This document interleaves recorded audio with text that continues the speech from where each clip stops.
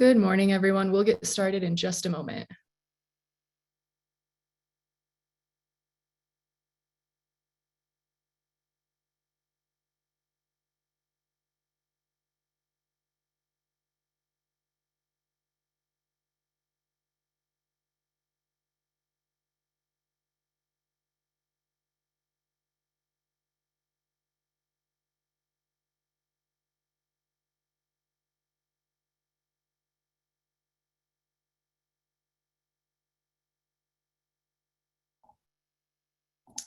All right. Good morning, everyone, and thank you for joining us today.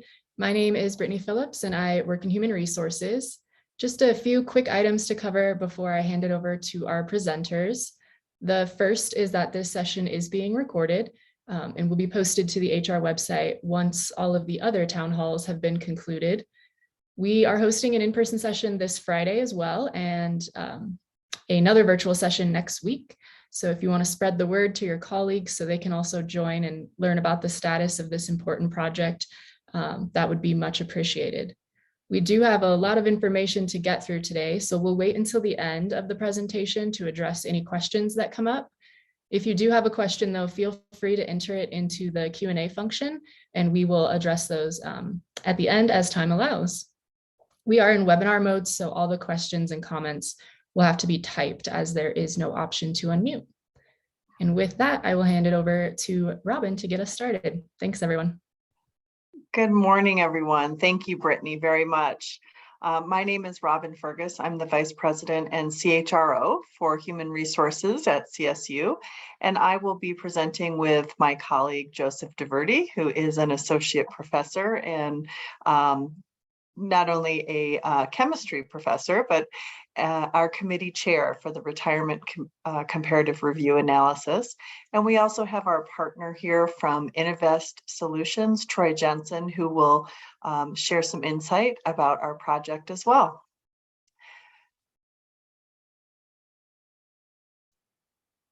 Next slide.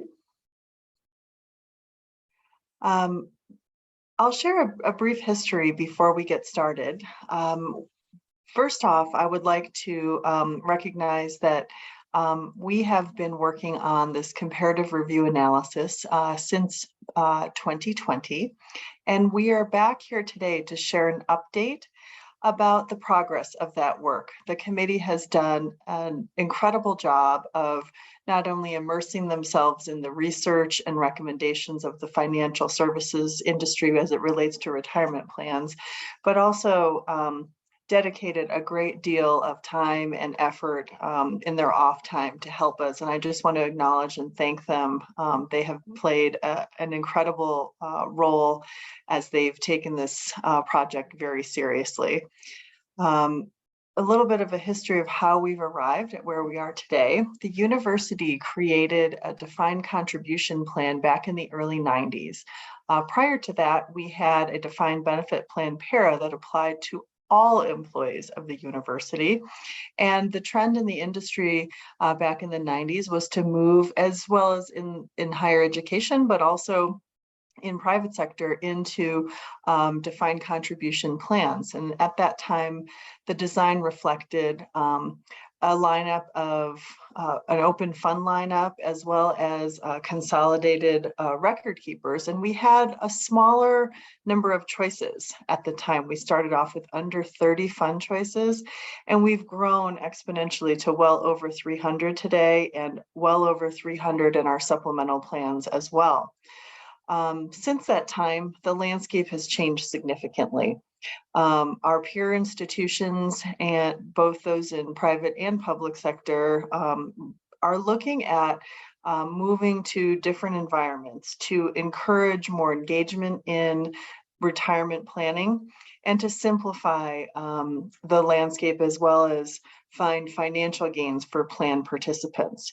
One such example is moving to a single record keeper environment, whereas today we have 3 record keepers in our environment. So trends are showing, in order to drive engagement and awareness in plan participation, simplifying things has been a trend.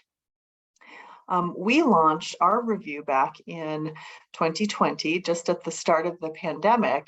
And we have the goal of improving our retirement preparedness for our university employees. We all want everyone, our common goal is that everyone is prepared and ready to retire with the resources that they need to have a successful and long and productive retirement. Next slide. So back in 2020, we set out to focus on the defined contribution plan. And that work also included the review of our voluntary 403B supplementary savings plans and the CERT plan. Many are not aware our student employees have access to a student employee retirement plan because we are a non-Social Security employer. Anyone who is paid by the university as an employee is subject to one of these plans. We worked very closely with our partner, Innovest Solutions. Innovest, as you'll learn more about this morning, is a national expert in the space of retirement planning. And we worked also with a committee with a blend of our faculty representation as well as administrative professionals from the environments of the financial aspects of our university, representation from the University Benefits Committee, as well as our councils. And Joseph will share a little bit more about the makeup of that committee and the work that they have done. As I mentioned, the committee's worked diligently for the last 2 years, preparing a recommendation for our senior leaders in the university, ultimately that will go to our Board of Governors.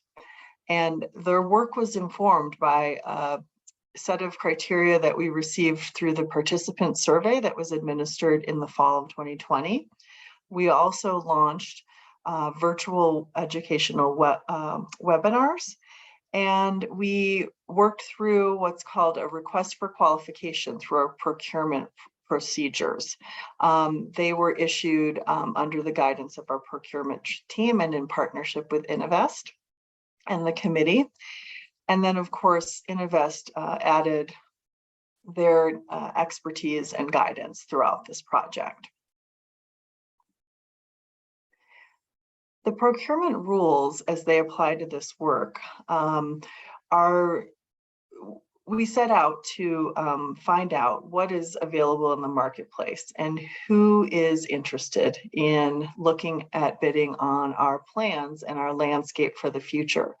So as we went about that work, we took into consideration the potential for adding or deleting some of the record keepers in our multi-record keeper environment, with the knowledge that ultimately the Board of Governors will make the final decision for the university plan lineup of record keepers. Once our board adopts those recommendations, we will then begin to notify those bidders or the bidder who is successful in that process. At this time, our goal is to share an update with you today and provide you with an overview of the work that's taken place. We are unable to share any decision points given the process has to allow for us to leverage negotiations when we do go back to those vendors or vendor to initiate a negotiation. So please know that today we won't be sharing the results of the outcome because the decision has not yet gone to the Board of Governors. I'm going to turn things over to our colleague Troy Jensen from Innovest Solutions, and Troy's going to share a little bit more about the work that the committee has done and the best practices in the industry today. Yeah, thank you, Robin, and good morning, everyone.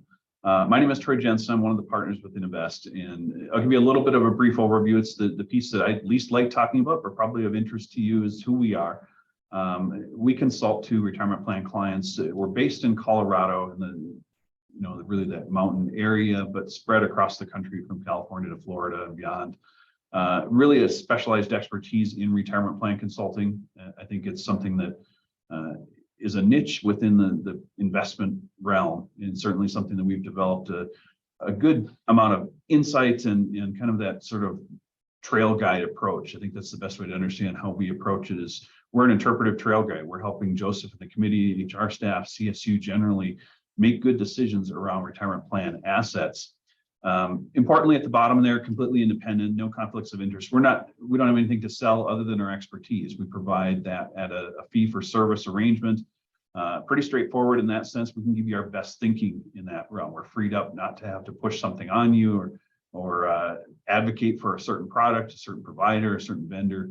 So ultimately, we can approach it as a fiduciary responsibility in that joint effort in searching for the best for the retirement plans. As captured on the next page, and I'll talk a little bit about this. This is the idea of loyalty, prudence, diversification, and documentation. And if you go to the next slide here, Brittany, thank you. First is loyalty. If you think about that, the loyalty in searching for investment results, fees, services, plan provisions, all these pieces should be focused on those that have something at stake, and that's for the retirement savers in the retirement plans. That should be pretty straightforward, but it's not always true in every part of our industry. So the fiduciary responsibility means we have to put that as the highest interest. A duty of prudence means we do it with an effective, expert understanding of all the facts, circumstances, the relevant components of good decision-making. Diversification means we have a variety of investments. That can mean a number of different things. The minimum standards set by that ERISA acronym you see at the top of the page is 3. We think 3 is not enough, but 300 is too many. So we want to find the right balance there. Important to mention, ERISA is the Employee Retirement Income Securities Act. It governs corporate, say 401k style plans, for example. Not subject to ERISA as we think about government plans, and the university falls under that heading. But ERISA colors a lot of the best practices, the fiduciary standards. And in Colorado law, for example, we see parallels in the Uniform Prudent Investor Act that match what ERISA would call for. And so we want to make sure that we have the clarification, but the same understanding of putting the best interest of the employees, the savers for retirement, ahead of even the university when we think about the decisions that we make. On the next slide, the process of how we go about that, as mentioned by Robin, the request for qualifications is conducted with the procurement rules and requirements, the process there. But what we're looking for specifically is expertise in record keeping the records of the plan, and making sure that's done efficiently, that delivery of services is done both with education, with information, with guidance, with straightforward, say, web features and interactive apps and things like that that allow you to interact with your savings. The quality of that is something we can measure through a lot of perspective and interview type questions with these providers. We want to make sure that they're up to snuff, that they can handle the difficulty of not just lots of assets, but lots of individual employees, personal records, the confidentiality of that, the security of the data. All those pieces come into play. And at the very bottom, we want to make sure that we do it at a fee that's commensurate with what the market has to bear and effective for the services being provided. We're not looking for the low bid or the bare minimum. We want to make sure that the fees match the services and the standards that we expect in all of those areas. Thinking about that further, we asked you to respond, to provide information of what's your perspective on the retirement plans. And we did that through a survey. We got a little over 1,300 responses, and some of the major themes echo what we see similarly across the retirement plan industry. And that's that more communication is certainly desirable, an understanding of exactly what's offered and what the options are within that, how to set up retirement savings, choose investments, the various pieces that you interact with. More individual assistance in navigating the investment options, help in understanding what probably doesn't come as first nature or second nature, the idea of getting familiar enough with investments, with investing generally and the markets to make effective choices to save for retirement. For a long time, with no help, and participants would find themselves investing in, say, cash funds or money market, and really get years down the road and discover that they weren't really making a progress towards retirement savings. I want to make sure that you're able to engage at a full and deep level on that as well. Respondents don't fully understand the retirement plan options. That comes along with that communication piece. But the bottom two are significant here. Value lowering cost and quality of investments over more services or quantity of investments. And these were really what informed a lot of the committee's work in determining what next steps might follow as part of the process. Higher education environment on the next page gives us a little bit of insight to, it's a different sort of approach than it is just for corporate retirement plan savings. There's increased complexity, as was talked about, having multiple vendors and lots of different investments and really challenging Social Security requirements and different pieces that interact and interplay with the development of it. I want to make sure we have a keen understanding of exactly what that means to the employees, the savers that are putting retirement dollars away, and then select investment options that are appropriate to that. That heightened fiduciary responsibility is something that I know the committee takes seriously, that the HR staff takes seriously. It really is focused on this idea of setting up for success in something that's years down the road, but income that's going to be necessary that you'll support yourself with in that time period. So as we plan for that, we think about this, really the environment has changed, and what we want to do on the next page is just improve communication and engagement services. This is the idea behind how we take the information gathered and translate that into some of the work that Joseph and team did in developing a suggested action.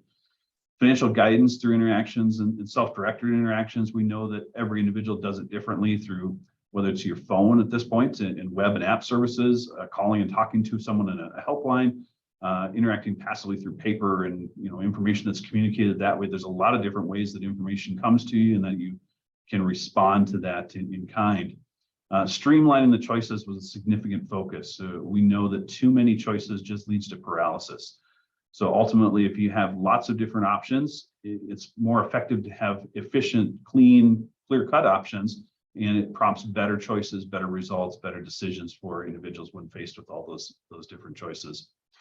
The scale of what we have in this size plan is significant. It is large by retirement plan standards, and that allows us to get access to both lower cost investment choices, really through collective trust, through lower cost share classes, really efficient, lean, low cost versions of the same investment strategy that might cost more elsewhere.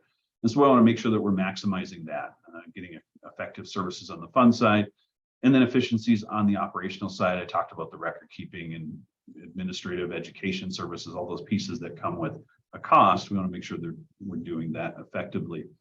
So as our trail guide role, that was significant that we provide that expertise, so the deep level knowledge, but really it depended on what was a phenomenal committee over a long haul, a dedicated commitment to it, to really evaluating and diving in, head first into something that they had a good understanding coming in, and they gained a phenomenal addition to that in developing that understanding of who you are as employees and retirement savers, and then that approach. And Joseph will take you through a little bit more depth on what that walk looked like. Okay, thank you, Troy, for that segue and the great comments, and thank you, Robin, for the introduction. Thank you to everyone who's here today. This is an important activity I've come to appreciate from my work at it, and glad to have everyone here. Next slide, please. I'm going to speak from the committee's perspective, and I'll explain a little bit about that perspective as we proceed, and I'll reiterate some of the points that have been made already by Robin and Troy, excellent points, to put them into perspective from our work as the committee. As been mentioned, we do have a defined contribution plan. There's an interesting, to some, history of retirement plans and investments throughout the 20th century, which we won't go into here today, but we do have them. And we as employees, participants, I'll use those terms interchangeably, we're required to participate in them, and we do contribute to them. The university contributes to them also, which is a good thing.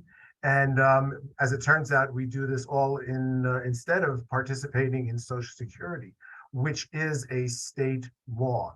Many of the activities, the rules that we will be following, have been following, be talking about, will be following today, are the outcome of external forces, external from the university. We decide some things, but a lot of things are decided for us in terms of federal, IRS, tax laws, and state laws. So we have to basically abide by those. We all have those bosses.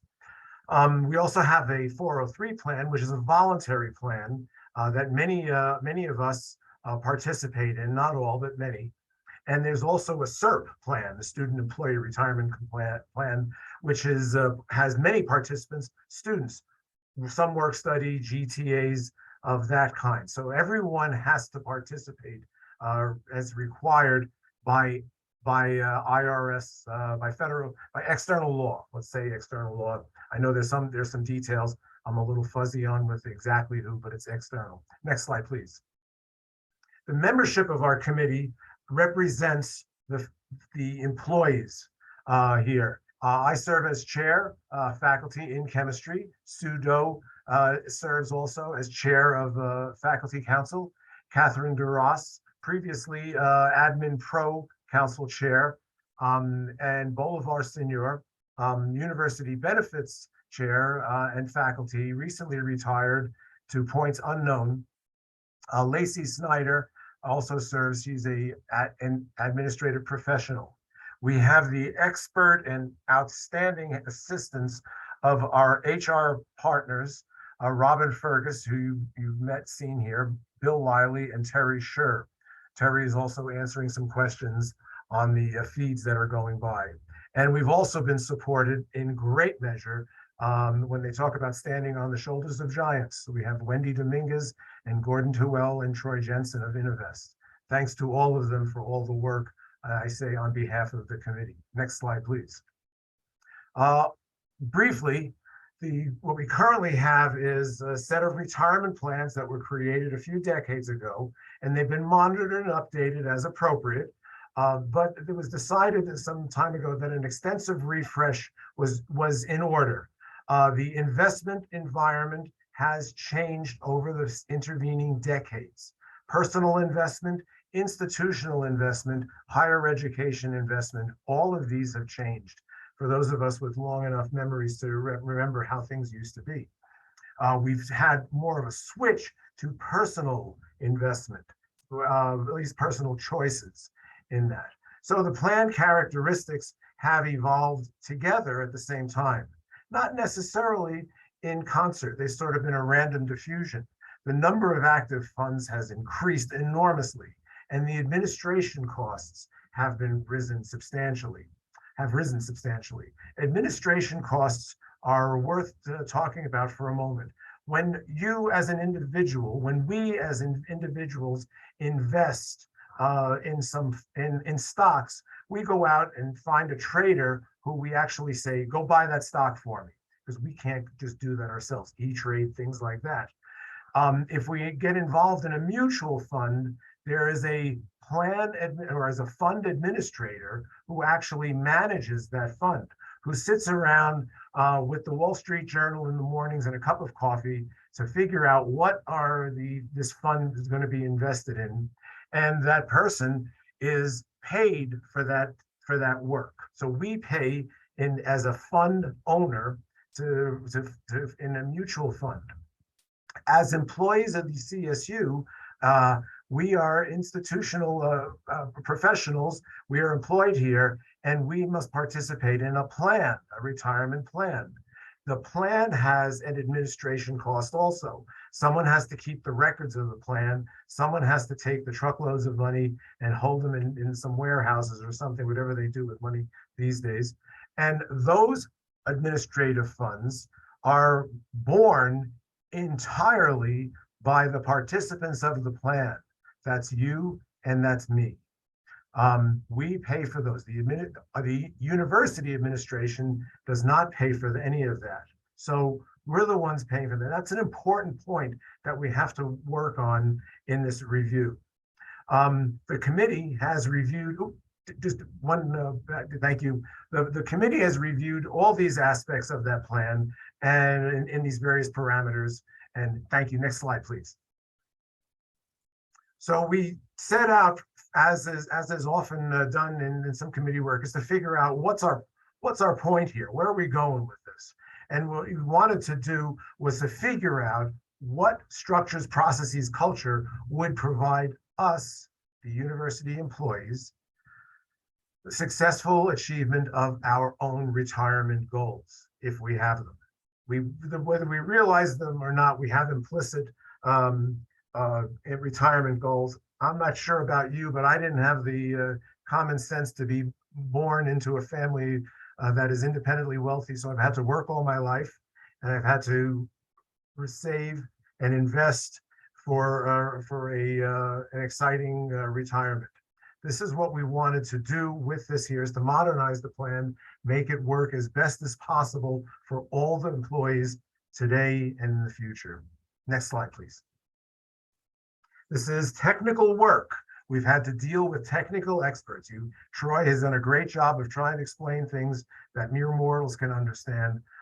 We did not have the pleasure of that, and they did not hold out anything on us. And so anyone who's not a geosciences wonk will not get this joke, but if you know, you think you know, everyone else knows as much as you know about your field, but it's really not true. So next slide, please.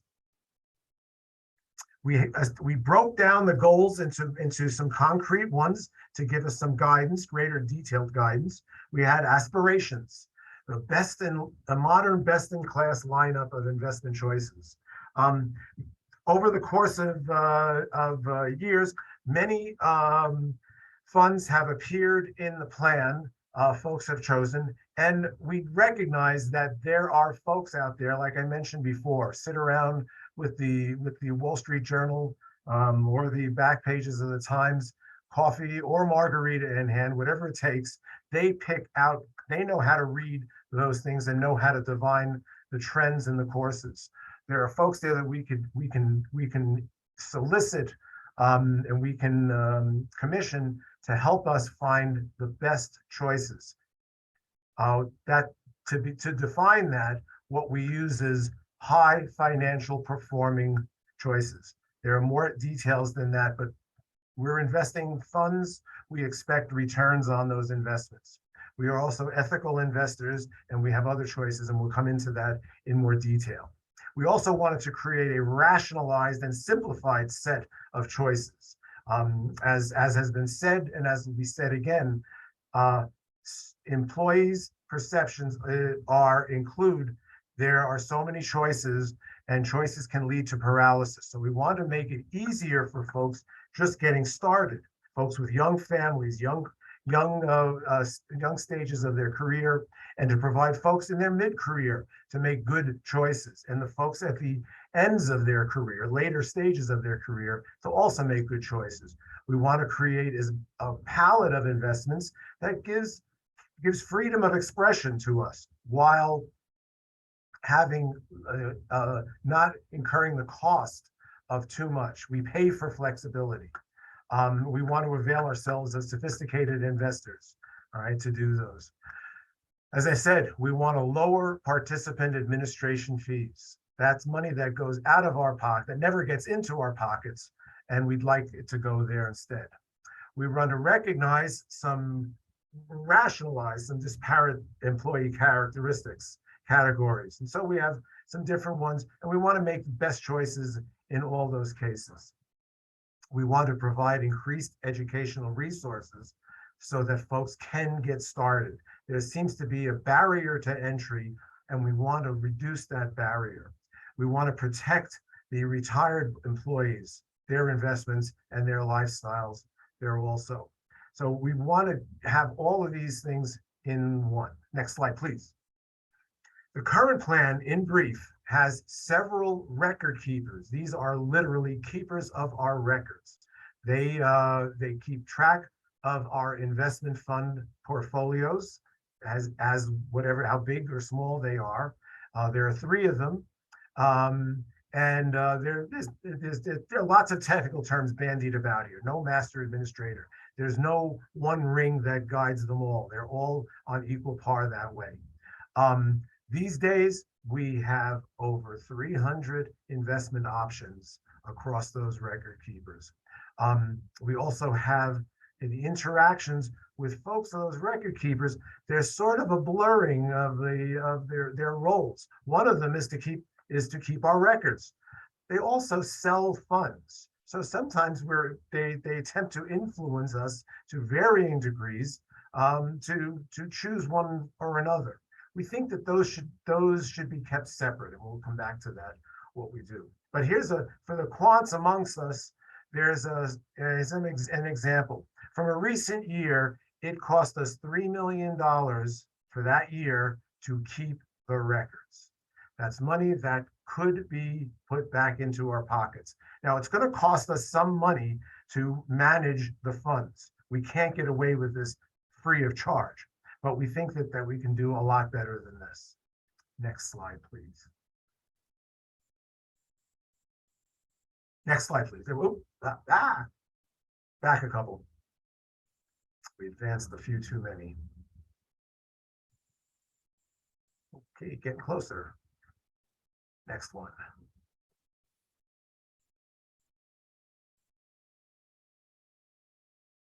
There we go. This is a slide that is not intended to be read, but more experienced. This is a partial list. Remember I said there are over 300 funds. Some of the funds that are held by the 3 different record keepers and held by the participants. And you'll see that in some cases, you can make out a little bit there, that there are over 2,000 employees in a particular fund. There are a couple of funds there at the bottom left that, if you can make it out, that 3 people are in. So you and I, if we're not one of those 3 people, we're paying for the privilege of those folks to be in that fund. And we have to balance that cost of those funds with the greater good of all of us, please. Next slide, please. As was mentioned, survey was sent out in back of October 2020. And if you can think back to what we were going through in 2020, having enough time to fill out a survey, it's appreciated, all the efforts that were there. Some of the themes that were reiterated multiple times are that folks have so many choices. They don't know what to do. They need some help. They need education.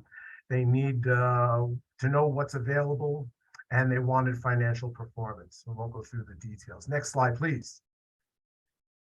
Another experiential slide. There were lots of questions. Those of you who endured the survey greatly appreciate the feedback. It was necessary to have.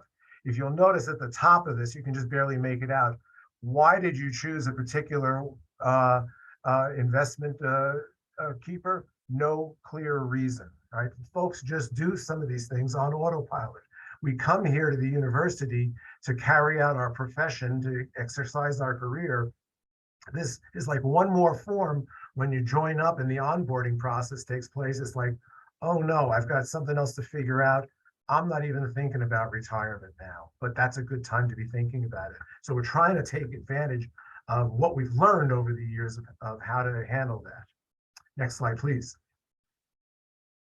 Education is really important. And again, for the quants, this is a quantitative story in great measure. And so it's important to spend a little time on a little bit of, to get a little mathy on this. This is a chart showing the investment performance of a fund. For every $10,000 of annual salary, where we put in 8% of our salary into the fund, and the university contributes quite nicely, 12%. For every $10,000, that fund grows over the course of service. And there are 4 decades of service here. You might not be able to imagine that you could spend that much time in this institution, but many people have, and have retired successfully. The value of the fund at the end of the service depends critically on that annual return rate.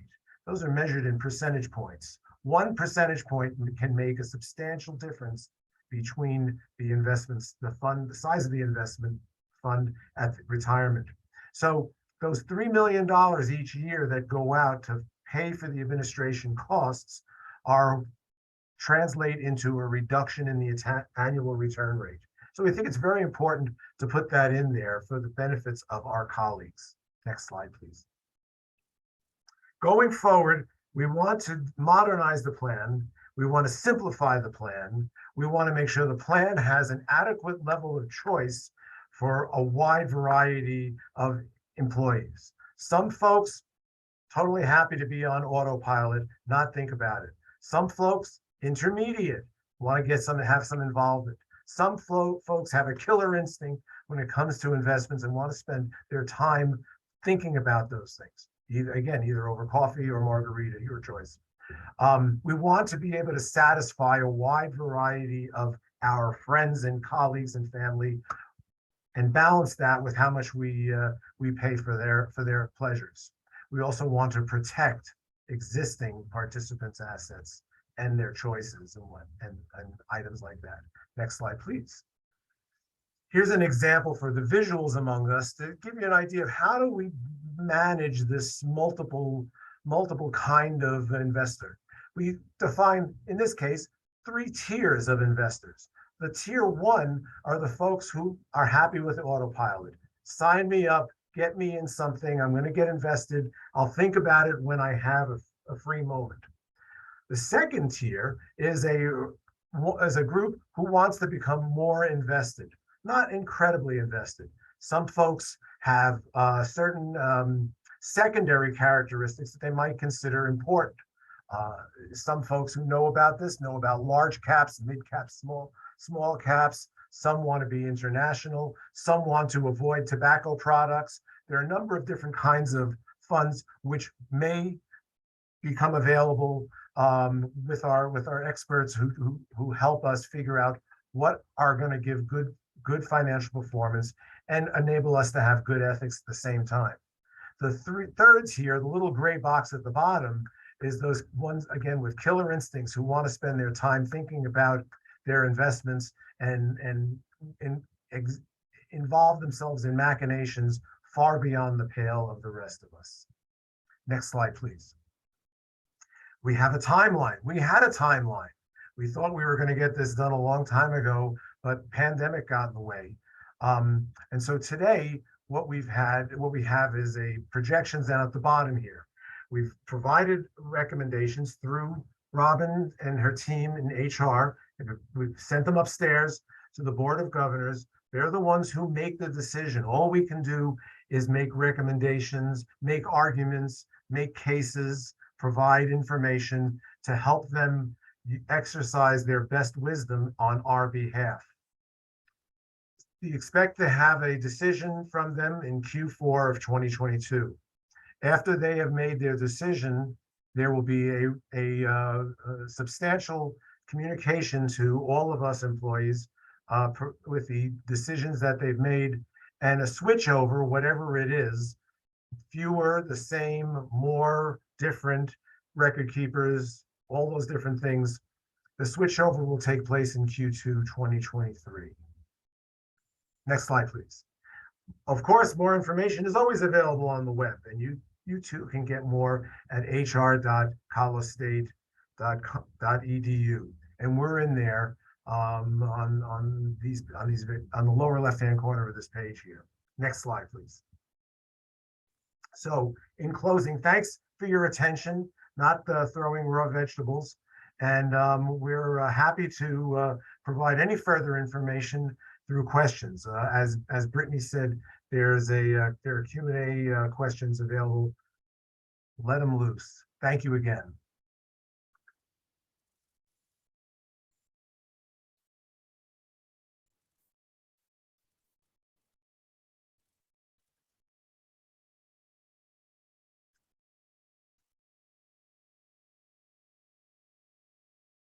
No, seriously, you have to ask questions.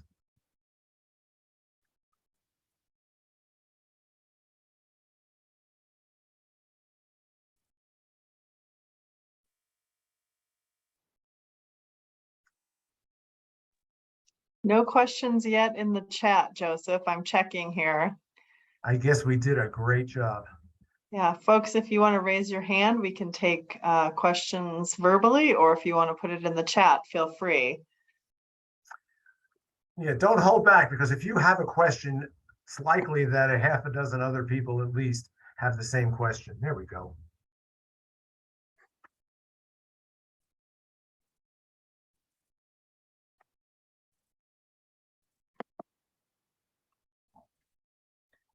Looks like there's some questions out there asking specifically about the para 401k and 457, and if those will still be options or if they were reviewed.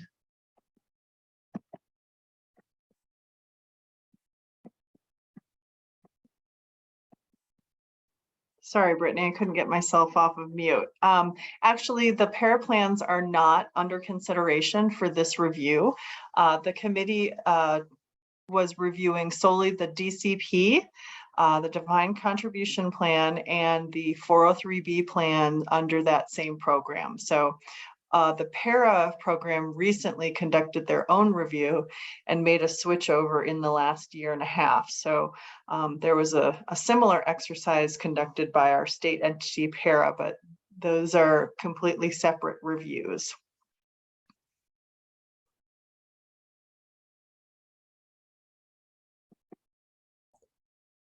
Looks like we've got plenty of questions now. Let me go back to the top. Is there a current list of fees with the current providers for a back-to-back comparison? Troy, do you want to talk us through that? Yeah, at one list, probably not. That's some of the difficulty and why some of the effort is to consolidate a lot of that. Each provider will have their own set of investments, the fees that are associated with that. And the challenge of that when you have 300 plus 380, I think, investments is that it really is insurmountable is keeping track of all that on a consistent basis, both at the plan level and individual. So you need to go to each provider. The effort here is to consolidate that to one clean, simple, straightforward approach that provides those fees directly and applies equally to all participants. It depends on which provider you're with as to what fee structure you're under in the current environment. Thank you, Troy. Yes, thank you. So we got a good overview of the process and what's been done so far. There's questions about when employees will find out the details of any changes that go through and the communication plan around changing potential providers or fund options. Sure. So currently, we have not made any changes. As Joseph mentioned, the plan is to bring these recommendations, have them finalized by the Board of Governors by the end of this year.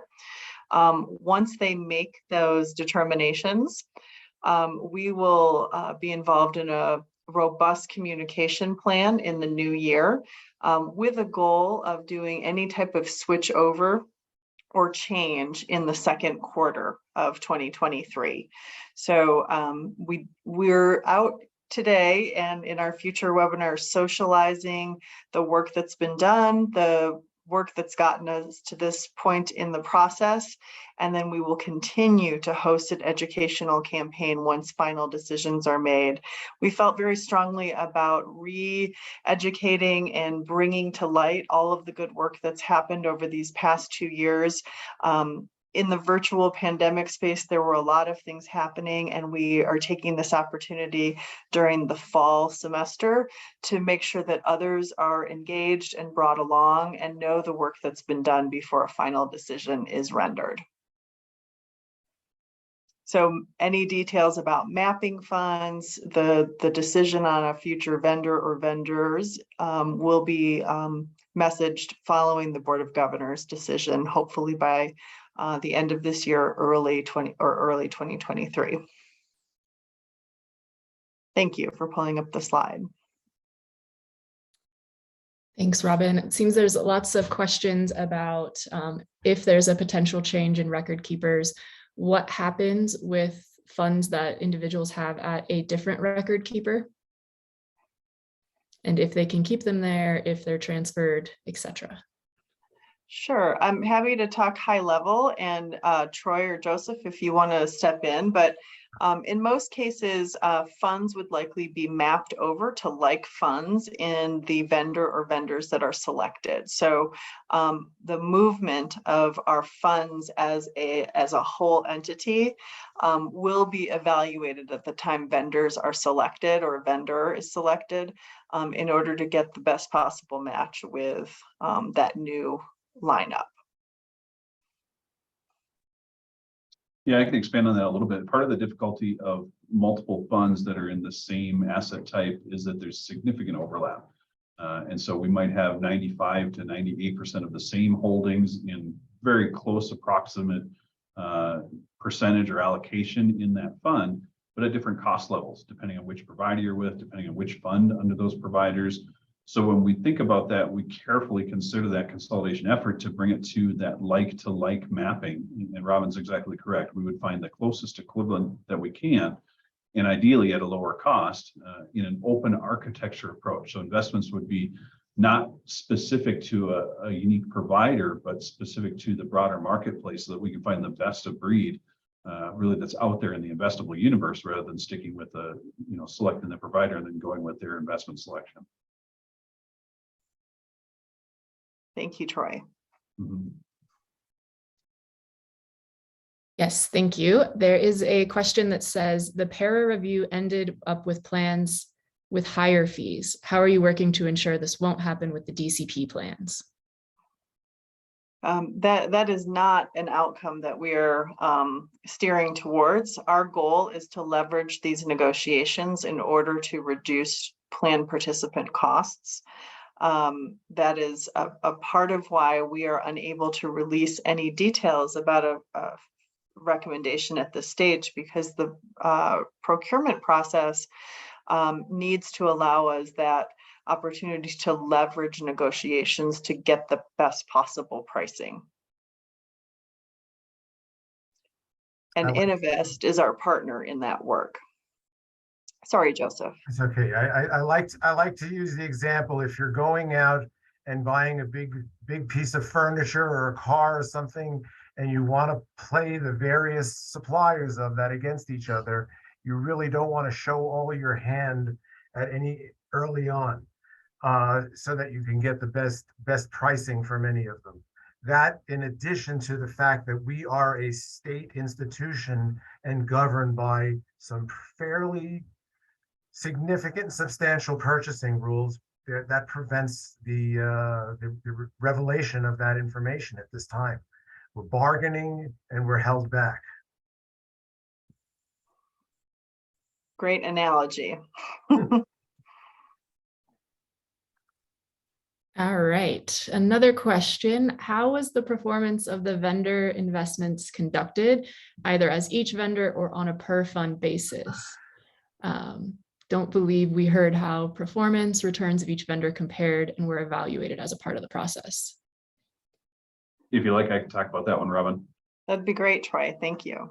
Yeah, and this is an excellent question. I think it's important to understand. We're trying to decouple the investments from the record keeping provider. In other words, as Joseph eloquently put it, that keeping the records is the very task of a record keeper. Offering the investments is their role in that they should provide a conduit to the different types of investment options that are out in that broad universe of different funds, different investment managers.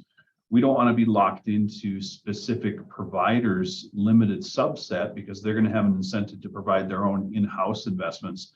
They may not be the best that are out there. So by pursuing this effort to decouple those two things, we don't really track what Fidelity or TA or others, AIG, provided in their investment returns, because it's now delinked from the record keeping services, the actual nuts and bolts, the blocking and tackling of keeping the accounts. So that's a significant effort, and it can't be understated that that's important for reducing costs as well. That revenue that goes to those providers for those funds is enhancing their bottom line more than it is the investment returns. We want to focus the investment choices on strictly the best interest of the employees that are saving.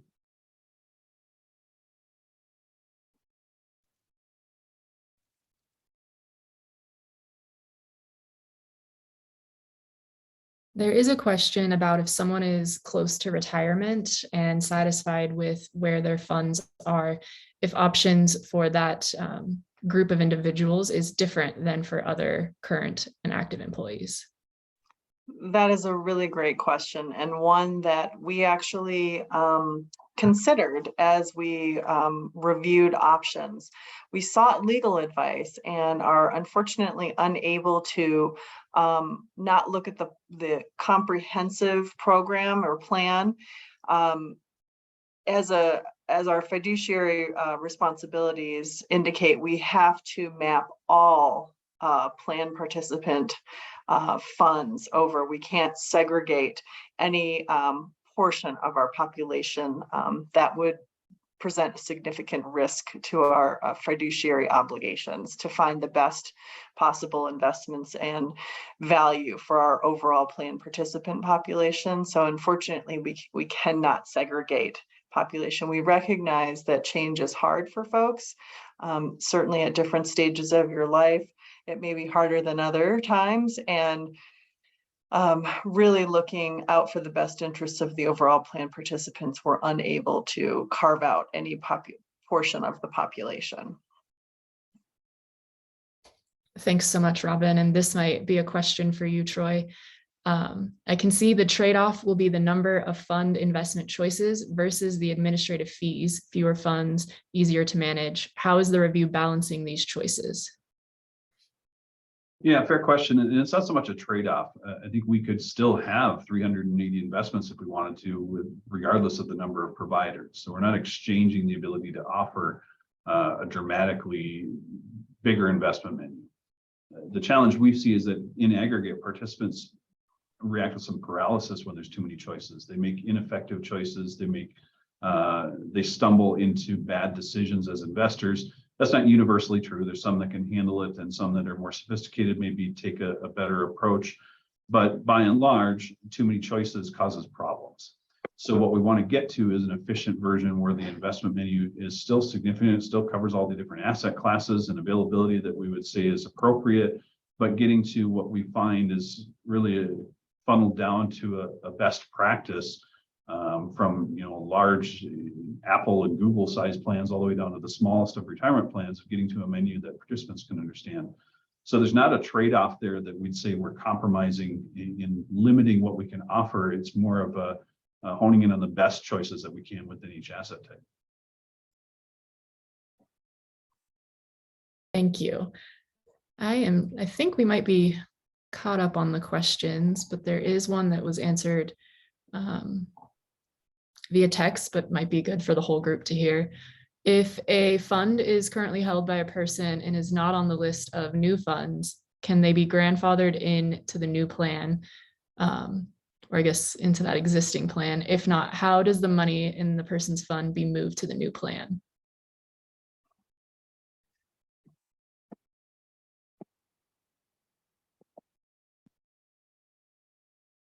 I answered a question like that in the Q&A, and it's my understanding of that in layman's terms is that we will all be mapped over to the new funds, and those of us who wish to select particular ones have the second and third tiers available to make adjustments on that after the fact.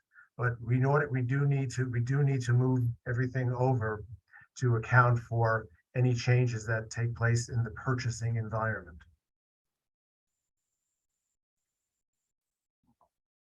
Thank you.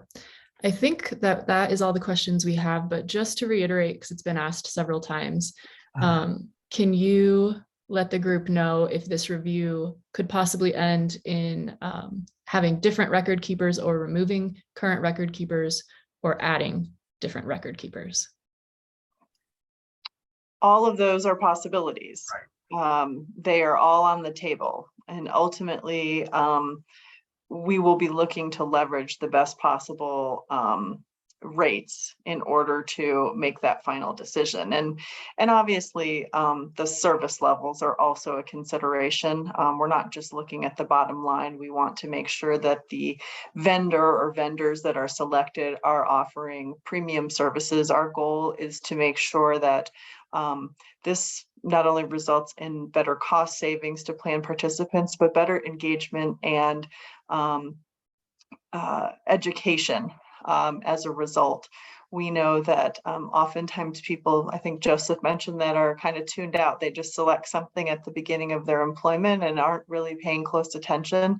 And our goal really is to engage people and get them invested in their investing, so that they have the best possible outcome when they are ready to retire. We certainly don't want people to engage too late in the game because they miss the opportunity to have the best possible retirement security that's available to them. Thank you. For the mapping and transfer process, are there transaction fees? And if so, who would pay them? There are no transfer fees, mapping fees. I've answered that in there. I've asked this question myself a number of times, and the answer I've got is remarkably consistent. We are not charged for this mapping process. We pay enough things for a number of different ways. Thank you. We've got a few minutes left and there's still some questions coming in. How will this change impact retirees who may have money with a company or a fund that's excluded after any changes are made?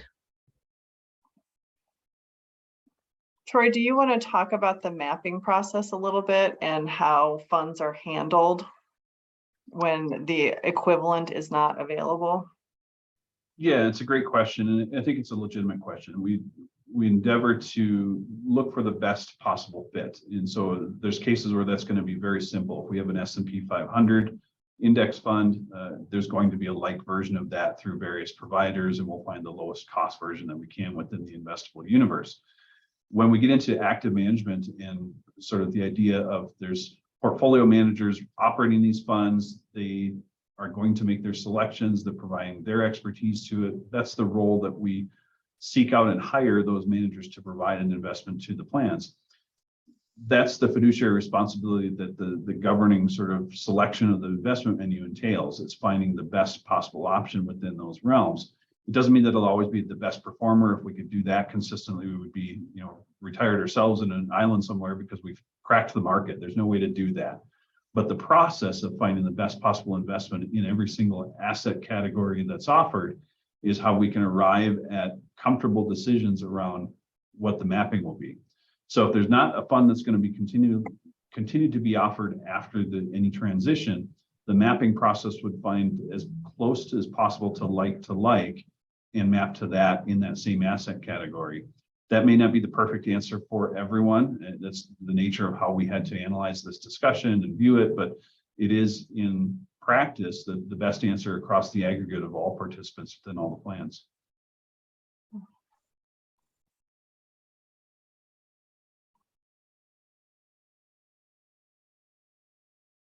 Just as a reminder, we do have the website that was mentioned on an earlier slide under the Human Resources site, and we have a set of fast facts that are related to this project, as well as once all of our sessions are completed, we will have a recording that's added to that spot as well in case you need to go back to refresh any information, ask a question, and you're welcome to reach out to Human Resources should you have any further questions.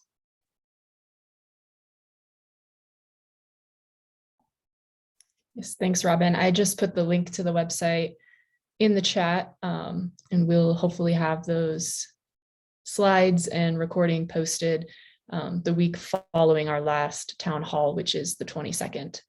And I think that we are at time now. So if your question wasn't addressed or you have more questions, like Robin said, feel free to email HR. I'll put the email address in the chat as well. And then I don't know, Robin, if you have any closing words, but I think we got all the questions, so we should be set. Yeah, I just want to thank our presenters today and recognize the committee that has worked so diligently on this project. They have done amazing work in the best interest of our institution and plan participants. I want to thank them from the bottom of my heart. It's been a very long journey, and they have done just an excellent job diving deep to support the best interests of all of our plan participants. So thank you, and thank you to Innovest for your guidance and wisdom through this process. We greatly appreciate your partnership. At the risk of turning this into a mutual admiration society, I'm going to say back at you. Thanks for the help from the HR folk and the Innovest folk who gave us the technical knowledge that we needed to make the humane decisions that we did. Thank you. Joseph. And thanks to all of you for participating today. Great questions. Keep them coming. We want to make sure that we're sharing all of these questions with the larger university employee population to make sure that they all have these answers as they are learning about the project and the process that we are embarking upon. Thank you all. Have a great day. Thank you, everyone. And Brittany, thanks for your facilitation.